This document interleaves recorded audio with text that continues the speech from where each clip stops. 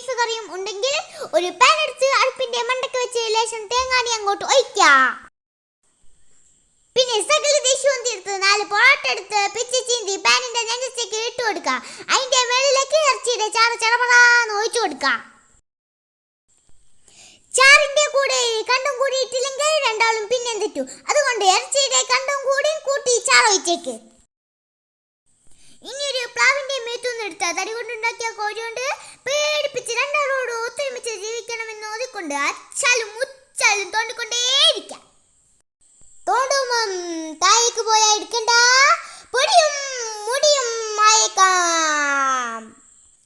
ഒരുമിച്ചൂന്ന് തോന്നുന്ന ഘട്ടം വരുമ്പോൾ പുഷ്പവൃഷ്ടി പോലെ കുത്തിയരിഞ്ഞ് വെച്ച ഉള്ളിയും മുളകും പച്ചച്ചപ്പുകളും ഓരോരുത്തന്റെ ഇഷ്ടമനുസരിച്ച് ഇട്ടെടുക്കാം. ഇമ്മായിയുടെ ഡയലോഗൊക്കെ കേൾക്കുമ്പോ ദേഷ്യം പിടിച്ചു വരുന്നുണ്ടെങ്കിൽ കുറച്ച് കുരുമുളക് പൊടിയും വിരൽ കൊടുക്ക. ദേഷ്യവും മാറും, രുചിയും കൂടും. പക്ഷേ ഇളക്കളി നിർത്തണ്ട.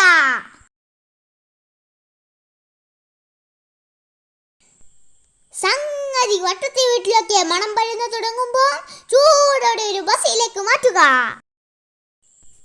ദുനിയാവിലെ ഏതു കോണിൽ പോയി കഴിച്ചാലും അല്ലാനെ പൊറോട്ടക്കും ബീഫ് കറിക്കും ഇത്രയും രുചി കിട്ടൂല. ഇനി ഒന്നും നോക്കിയണ്ട, തിന്നാൻ തുടങ്ങിക്കോ. അതിന്റെ ഇടയിൽ സബ്സ്ക്രൈബ് ബട്ടൺ കുത്തി പൊട്ടിക്കാത്തവരുണ്ടെങ്കിൽ അതിന്റെ മണ്ടക്കിട്ടൊരു കുത്തു കൊടുത്താളി. എല്ലാറ്റിന്റെ അവസാനം ഒരു കാര്യം കൂടി, നല്ല പൂ പോലത്തെ പൊറോട്ടയും അടാറ് ഇറച്ചിക്കറിയും ഉണ്ടാക്കാൻ അറിയാത്തവരൊന്നും ഈ പണിക്ക് നിൽക്കരുതേ. അവസാനം വെളുക്കാൻ തെച്ചത് പാണ്ടാക്കൂ. അപ്പൊ പിന്നെ ഇനി യാത്രയില്ല, പോയിട്ട് പിന്നെ വരാം. ബൈ.